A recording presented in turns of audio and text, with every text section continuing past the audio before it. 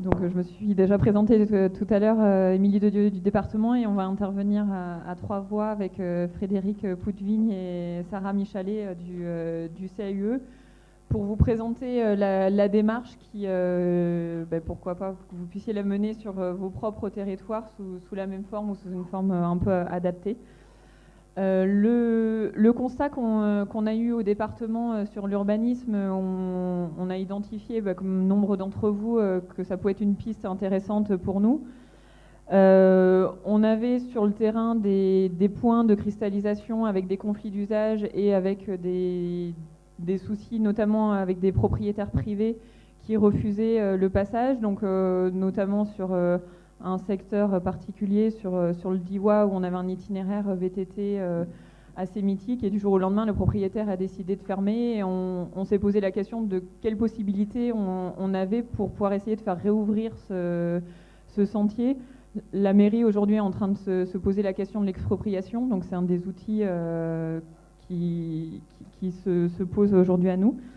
Et à partir de ce constat-là, on avait à côté les avis qu'on fournissait à nos collègues du service urbanisme en tant que personnes publiques associées dans les documents d'urbanisme, où on fournissait une information vraiment à minima sur le PDIPR. On s'est rendu compte qu'on n'était pas forcément très bon, et que si on voulait que les sports nature puissent être intégrés, il fallait déjà que nous, on sache de quoi parler. Donc ça a été un gros travail pour nous en interne déjà de se mettre à jour sur tout notre recensement des ESI, pour pouvoir fournir les bonnes données, pour pouvoir les communiquer à nos différents partenaires. Une opportunité s'est présentée à nous. En fait, le département donc prélève la taxe d'aménagement et on reverse une partie au CAUE. Et il y a un partenariat qui existe au département où le CAUE met à disposition 90 jours de travail annuellement, et chacun des services intéressés peut venir piocher dans ces journées-là. Donc au niveau des sports nature, on a levé la main en disant nous, ça pourrait nous intéresser de pouvoir récupérer l'expertise et l'œil aguerri sur l'urbanisme du CAUE pour travailler sur cette dynamique-là et pour nous aider à nous améliorer sur l'intégration. Donc une intervention du CAUE à deux voix, donc Frédéric Poudevigne du CAUE, et je suis accompagné de Sarah Michalet. Donc je suis en alternance en fait dans cette structure dans le cadre de mon master urbanisme et projets urbains. Donc ce matin, on a beaucoup parlé de l'intérêt de rapprocher les deux réseaux urbanisme et sport de nature, donc une expérience drômoise où on va essayer de travailler ensemble sur cette thématique, sachant que pour nous, c'est un nouveau sujet.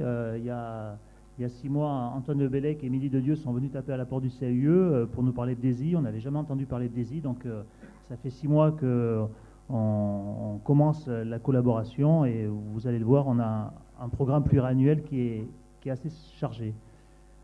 Un petit mot sur le réseau des CAUE. Je ne sais pas si vous connaissez les CAUE, les conseils d'architecture, d'urbanisme et d'environnement, qui vont bientôt fêter leurs 40 ans, puisqu'ils sont nés en 77 avec la loi dite loi sur l'architecture, qui ont, vous le voyez, la loi définit une mission de service public pour la promotion et le développement de la qualité architecturale, urbaine et environnementale. Donc ça, c'est la mission générale. Et cette mission est définie en quatre missions: conseil et accompagnement des collectivités, conseil architectural aux particuliers, formation, information et sensibilisation des publics, sachant que les publics des CAUE sont les élus, les professionnels de l'aménagement, architectes, paysagistes, le grand public, les citoyens, et on a un public aussi un peu particulier que sont les scolaires. Donc ça, ce sont les 4 missions qui sont définies par la loi, et chaque CAUE, il y a pratiquement un CAUE par département. Il y a encore quelques départements qui ne sont pas dotés de CAUE. Chaque CAUE organise ses missions en fonction de son contexte. Dans la Drôme, on a depuis plusieurs années surtout développé la mission de conseil d'accompagnement des collectivités. Alors vous avez une plaquette dans le dossier participant, qui est une plaquette qui présente l'Union régionale des CAUE. Alors la plaquette est à jour sur le fond, si ce n'est que sur la forme, elle n'a pas été remise à jour depuis 2013, elle date de 2013, donc il y a des noms de présidents qui ont changé suite aux élections départementales, puisque les statuts des CIE font que c'est un conseil départemental qui est président du CIE, et aussi quelques noms de directeurs qui ont changé, mais voilà, sur le fond, il n'y a pas de changement. Vous avez à l'écran le plan d'action pluriannuel. Je vous dis, c'est un plan ambitieux que l'on a avec le département de la Drôme, avec 3 objectifs. Un premier objectif, c'est intégrer les sports de nature dans l'élaboration des documents d'urbanisme. Un deuxième objectif, capitaliser des expériences et communiquer sur des exemples. Et un troisième objectif, qualifier les nouveaux sites inscrits au PDESI. Ce qu'on va vous présenter aujourd'hui, c'est surtout le premier travail, l'objectif numéro 1 sur lequel on a commencé à travailler, qui est d'identifier les étapes d'élaboration d'un document d'urbanisme et dans lequel on peut intégrer les sports de nature, dans le but de faire une publication. On ne sait pas quel format elle va prendre, en tout cas un document de sensibilisation qui permettra aux élus de s'emparer de cette question de sport nature et de planification, d'une part, donc première cible, les élus, au bureau d'études également, puisque je ne l'ai pas dit, mais les CAU ne font pas les PLU, les CAU sont en accompagnement, en conseil auprès des collectivités, mais on n'est pas du tout bureau d'études, donc il y a une autre cible quand on parle de planification, ce sont les bureaux d'études, donc on souhaite à travers cette publication pouvoir toucher les bureaux d'études, les informer sur les enjeux des sports nature et voir comment ils peuvent intégrer ça dans les documents d'urbanisme. Et puis ça pourra servir au département dans son rôle de PPA, on va y revenir, pour diffuser à travers une note d'enjeu ou un portail à connaissance propre au département. Je reviens sur les personnes publiques associées. Alors on ne s'était pas concerté avec Madame Chauffour ce matin, qui en a déjà longuement parlé. Donc c'est toujours bon d'en reparler. Bon, ça a été dit, les départements sont personnes publiques associées au même titre que l'État, les régions, les syndicats qui portent les SCOT ou les structures qui portent les parcs, etc. Le Code de l'urbanisme dit que les personnes publiques associées reçoivent la notification de la délibération qui prescrit l'élaboration d'un document d'urbanisme, peuvent être associées tout au long de la démarche et émettre un avis. Effectivement, ce matin, Madame Chauffour a insisté sur le fait qu'il faut impliquer les élus et le département le plus tôt possible. Donc, a priori, dès la réception de la délibération de prescription, qui permet au département soit d'alimenter le porté à connaissance de l'État. Alors, ce matin, il y avait une question sur le porté à connaissance. Dans la Drôme, en tous les cas, l'État interroge le département pour alimenter le porté à connaissance de l'État. Le département peut avoir son propre porté à connaissance ou une note d'enjeu. Et donc on a comme ça, dès la délibération, plusieurs moments clés où le département pourrait intervenir pour évoquer les enjeux de sport nature dans sa politique. Effectivement, on l'a vu aussi ce matin par rapport à l'avis simple du département. On voit bien qu'il y a plusieurs étapes dans l'élaboration, dans la posture que peut avoir le département dans son rôle de PPA, et pas attendre la fin de l'élaboration du document d'urbanisme pour exprimer un avis. On a vu sur la slide précédente, qu'il y avait voilà, tout au long de la procédure plusieurs moments forts au cours duquel le département pouvait exprimer son avis. Alors, une diapo que vous avez vue ce matin, j'y passe rapidement, c'est la même, avec la même complexité de compatibilité, de prise en compte de documents supra-communaux, un SCOT intégrateur et puis un rapport de compatibilité avec les documents d'urbanisme communaux, la carte communale, le PLU et le PLUI. Donc, on va rentrer un peu dans le vif du sujet. On a détaillé les différentes étapes d'élaboration d'un document d'urbanisme.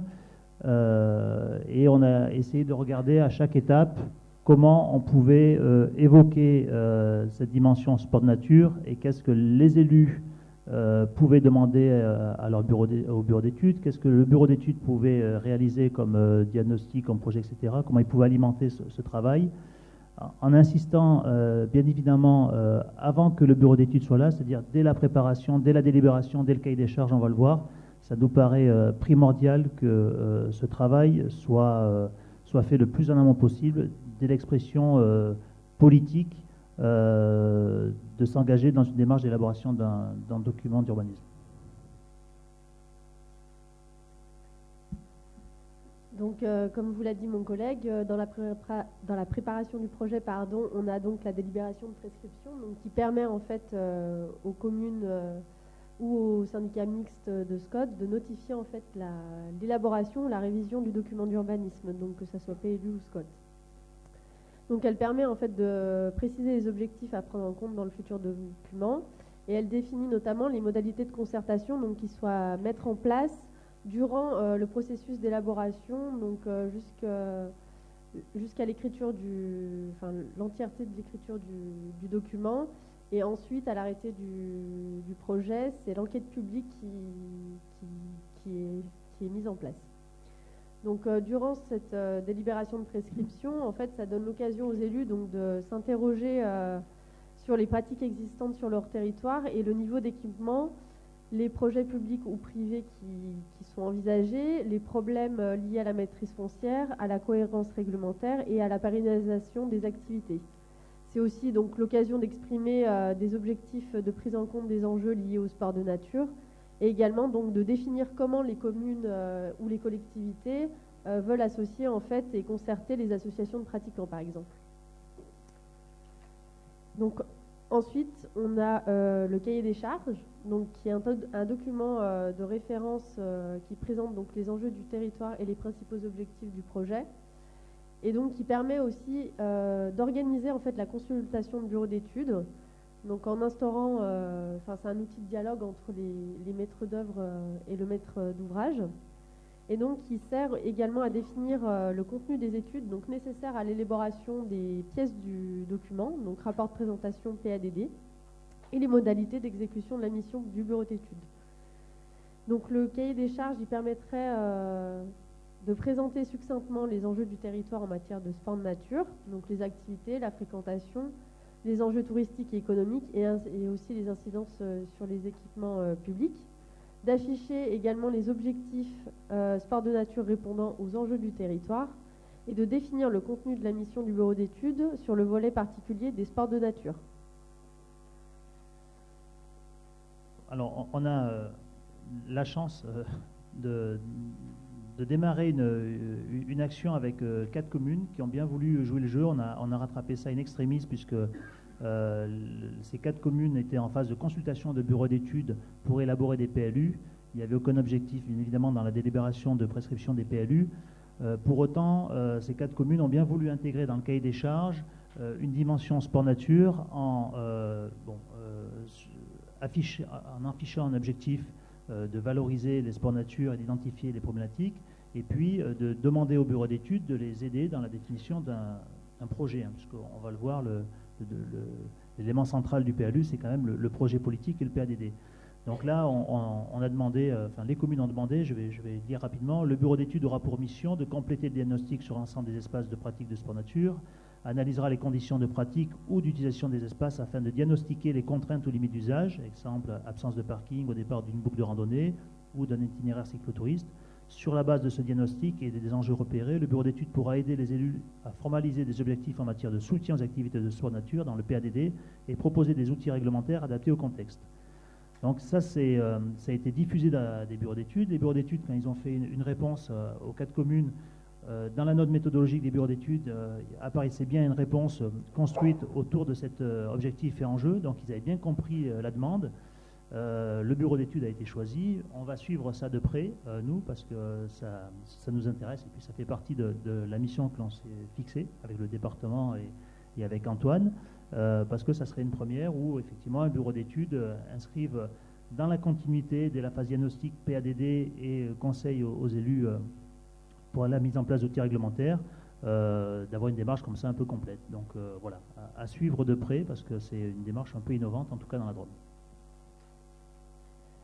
Donc on a ensuite le fondement du projet, donc qui passe par le diagnostic, donc qui permet lui d'appréhender le contexte communal intercommunal. Donc comme on l'a dit ce matin, il peut très bien s'appuyer sur le recensement des équipements sportifs et permettrait de répertorier et inventorier les différents espaces sites et itinéraires, d'identifier le statut et le mode de gestion, d'analyser les conditions de fonctionnement et les besoins en équipement public nécessaires aux visiteurs et pratiquants et de caractériser donc l'importance des activités sport de nature dans l'économie locale. Alors, on a quelques exemples de diagnostic. Alors, je ne l'ai pas dit, on n'a pas trop présenté le territoire drômois. Dans la Drôme, on a beaucoup de communes, de petites communes, dépourvues de documents d'urbanisme, donc ils sont encore au règlement national d'urbanisme, des communes en carte communale et des communes bien évidemment au PLU. On a un SCOT et pas de PLUI. Donc voilà. D'où l'intérêt de s'appuyer sur les documents supracommunaux. Et là, on met à l'écran le diagnostic du parc naturel Baronnie, qui, dans son diagnostic, a clairement identifié les sports nature, les a cartographiés et les a qualifiés. Si vous revenez au tableau de la hiérarchie des normes, on voit tout l'intérêt que ces éléments en cascade soient affichés en haut pour pouvoir être déclinés après dans les documents d'urbanisme. Donc il y a comme ça, à travers quelques exemples, des diagnostics qui font apparaître des enjeux en matière de sport nature. Vous avez en dessous le diagnostic d'une commune drômoise qui a identifié tous les différents sites d'escalade qui sont nombreux. Et on verra tout à l'heure sur notre diapo des enjeux de fréquentation dans son PADD. Donc ensuite, au niveau du projet, donc le projet d'aménagement et de développement durable, qui traduit donc les enjeux en objectifs à atteindre. Donc il y a un document stratégique et politique des PLU et SCOT, donc qui pourrait présenter les enjeux du territoire et représenter des objectifs pour conforter, pérenniser et développer les activités de sport nature, spatialiser les objectifs et repérer les secteurs à enjeu du territoire, ainsi que prévoir les voies, ouvrages ou installations d'intérêt général nécessaires aux espaces, sites et itinéraires de pratique. Donc, on passe rapidement sur la diapo. Simplement, ça a été dit ce matin, les différentes thématiques qui composent le projet de territoire. Et on a voulu, avec le cercle noir et les flèches, signifier que différentes thématiques qui apparaissent aujourd'hui dans le Code de l'urbanisme peuvent être concernées de près ou de loin par les enjeux sport-nature et qu'il y a des interactions, des interférences et de la transversalité entre toutes ces thématiques. J'accélère parce qu'Antoine me fait signe.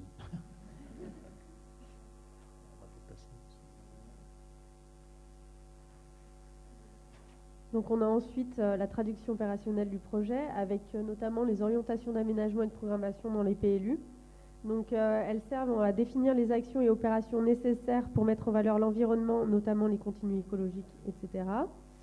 Et donc il en existe 3 types, donc sectoriels qui sont spécifiques à un secteur, une zone dans un territoire, 2 secteurs d'aménagement sans disposition réglementaire et patrimonial ou thématique. On vous met à l'écran une OAP qui n'a rien à voir avec les sports nature, mais ce matin il y avait une question sur les OAP, les OAP dites thématiques. Donc là c'est l'OAP du PLU de la ville de Valence concernant la trame verte et bleue.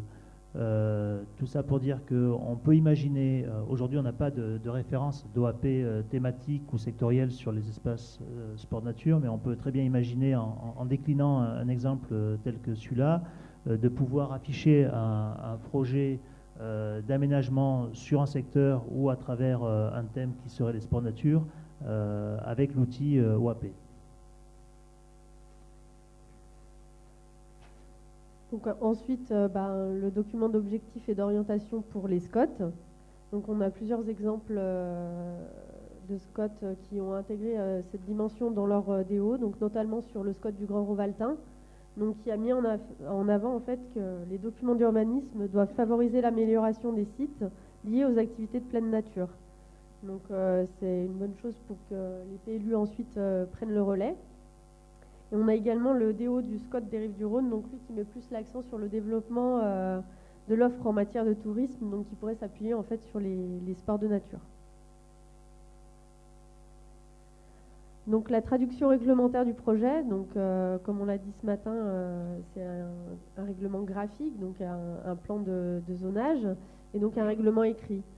Et donc le zonage et le règlement pourraient identifier les secteurs à enjeu et à projet des sports de nature en repérant donc par un symbole ou une trame des espaces et sites et itinéraires.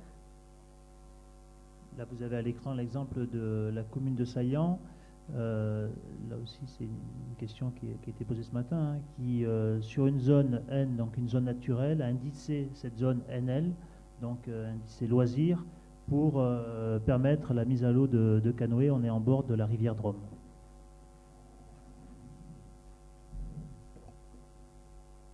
On avait quelques diapos sur les outils fonciers, je vais rapidement passer dessus. On n'a rien inventé. Dans les outils fonciers de l'urbanisme, il y a l'emplacement réservé et le droit de préemption. L'emplacement réservé qui permet de geler un terrain et sur lequel du coup aucune construction n'est possible et qui nécessite d'avoir bien évidemment un projet public. L'emplacement réservé est mobilisable que dans le cas d'élaboration d'un PLU. Donc on a des exemples, mais là, en ouvrant des PLU, vous en avez plein les PLU, des exemples de secteurs qui sont identifiés comme faisant l'objet d'un projet d'équipement public avec un destinataire et un zonage, une trame particulière qui apparaît sur le PLU. L'emplacement réservé, du coup, permet d'afficher une politique sur ces parcelles en vue, éventuellement, hein, d'avoir une occupation sport de nature. Le droit de préemption, qui offre la possibilité à une commune de se substituer à un acquéreur éventuel. J'ai mis une image sur le droit de préemption en carte communale qui est un peu particulier, contrairement au droit de préemption en PLU, où le droit de préemption en PLU peut couvrir un secteur urbain ou à urbaniser sans identifier un projet ou des parcelles. En carte communale, et c'est souvent le cas, il faut identifier un secteur défini, donc avec un parcellaire défini et un usage. Donc là, vous avez des exemples de droits de préemption sur des zones constructibles ou non constructibles d'une carte communale pour élaborer des cheminements ou des stationnements. Enfin, un petit exemple de particulier de droit de préemption dans une ZAD, zone d'aménagement différé, sur une petite commune donc non pourvue de documents d'urbanisme, qui a donc le principe de la ZAD, c'est qu'on définit un périmètre. C'est le préfet hein, qui crée la ZAD sur proposition de la collectivité. Donc un périmètre est défini et sur ce périmètre, un droit de préemption est instauré. Et en l'occurrence, Villefranche-le-Château, une petite commune de 50 habitants, une cinquantaine d'habitants dans le sud de la Drôme, a mis en place une ZAD pour acquérir des terrains en vue de maîtriser une aire d'atterrissage de parapentistes. Voilà, rapidement dresser un peu l'état d'avancement de notre travail avec le département. Le constat qu'on fait, c'est qu'il y a des petits bouts comme ça de sport nature qui apparaissent dans l'élaboration de certains documents d'urbanisme, au niveau du diagnostic, des fois au niveau du PADD. Les outils ne sont pas toujours sont pas adaptés. Hein. L'emplacement réservé, le droit de préemption ne sont pas faits pour affirmer une politique sport nature. Pour autant, certains sont mobilisés. On est convaincu que les sports nature auront la place. Il y a un vrai portage politique. Et le portage politique, c'est un portage qui est linéaire hein, tout au long de l'élaboration du PLU, dès la phase de délibération de prescription jusqu'à l'arrêt du projet. Donc il faut vraiment qu'il y ait ce fil conducteur qui s'affiche, comme aujourd'hui s'affiche la biodiversité à travers l'instauration d'un trame verte et bleue, par exemple. Merci. Donc Didier Cailleul, de la Fédération française Spéléologie. Votre travail est très intéressant parce que ça permet effectivement de planifier sur plusieurs années des installations, des équipements, ou en tout cas installer ça dans un projet de développement. Par contre, ça demande à la fois pour les collectivités, mais aussi les associations sportives ou fédérations, d'être très, très en avant sur leur programmation et sur leur projet de développement. Comment vous organisez la concertation et le recueil des besoins? Alors, la concertation dans les documents d'urbanisme, elle est dictée par le Code de l'urbanisme, qui dit qu'elle est obligatoire. Par contre, le législateur n'a pas défini comment. Donc, dès la délibération de prescription, les élus, le conseil municipal ou le conseil syndical doivent afficher les modalités de concertation. Comment ils vont concerter avec les citoyens. Il faut bien distinguer la concertation avec le grand public, hein, les citoyens, les associations, et le rôle de personnes publiques associées, qui est complètement différent. Donc la délibération doit afficher comment la collectivité va organiser sa concertation. Il n'y a pas de recette miracle, c'est chaque collectivité qui définit ses modalités de concertation. Donc nous, CAU, on est là pour conseiller les élus, sachant qu'il faut écrire ce que l'on va faire et faire ce que l'on a écrit. Donc il y a toujours, et c'est souvent sur ces enjeux de concertation que sont attaqués les PLU, parce que ce qui a été écrit n'a pas été fait ou il n'avait pas assez. Donc c'est un sujet sensible. Après, c'est à chaque élu à déplacer le curseur de la concertation. Généralement, c'est des réunions publiques, c'est des réunions avec les agriculteurs, on n'y échappe pas parce qu'il y a souvent des enjeux agricoles, bien évidemment. Jusqu'à présent, j'ai jamais vu d'une concertation avec les associations sportives de manière organisée par rapport à cet enjeu sport nature, mais pourquoi pas. Voilà. Donc, je ne sais pas si ça répond à votre question. Il y a une obligation de concertation avec le grand public. Après, c'est aux élus à définir les modalités, sachant qu'il n'y a pas de recette miracle.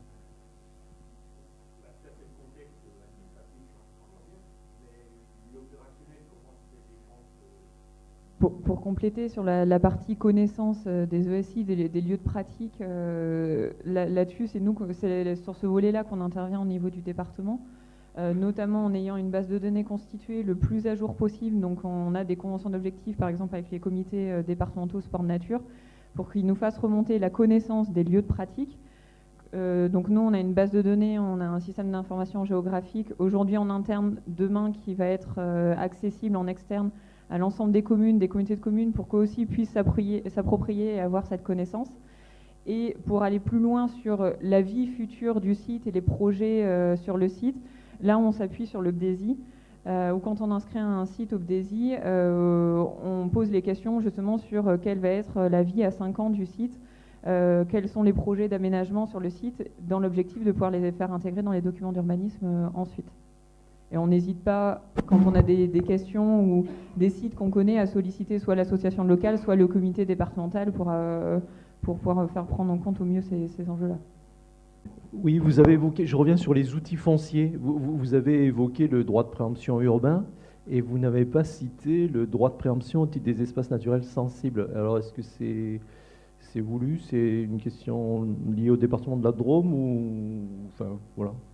C'est vrai que nous, chez nous, dans l'Hérault, nous avons énormément de zones N en espace naturel sensible, la quasi-totalité d'ailleurs est en ENS. Oui, vous avez une particularité là-dessus très particulière. Ouais. Voilà, ça. Nous, on a une politique assez forte au niveau départemental, au niveau des ENS également, mais les préemptions sont plus faites au titre de l'environnement que des sports nature aujourd'hui. Après, demain... la question juridique, c'est bien de savoir est-ce qu'on peut exercer le droit de préemption avec pour motif de préserver un ESI et donc conforter notre politique sportive. Je sais que le département de l'Ardèche l'a fait pour une cavité de spéléo, je crois, de mémoire, où le département a préempté au titre des ENS suite à la fermeture d'une cavité pour pouvoir rouvrir à côté. Je vous propose qu'on poursuive. En tout cas, moi, je tiens à souligner que le travail qui est fait ici dans le cadre de la rédaction de ce guide à destination des élus locaux, dès le début dans la tête, quand on allait voir le CAUE et puis le département de la Drôme, on s'est dit, ce guide, il faut qu'on ait le pendant. Et là, je me tourne vers le ministère en charge de l'urbanisme, côté un peu ministère des Sports, pôle ressources et puis ministère urbanisme, sur un guide plus national, effectivement, qui sorte aussi des exemples purement drômois, qui permettent de prendre en compte la dimension montagne qu'on a vu ce matin, la dimension littorale, voilà, mais très pédagogique comme il est réalisé par le CAUE. C'est de ça dont on a besoin pour répondre notamment à ce qu'on a vu ce matin, de pouvoir sensibiliser les acteurs et d'être le plus en amont possible dans la démarche pour qu'on puisse placer nos activités dans l'élaboration de ces plans.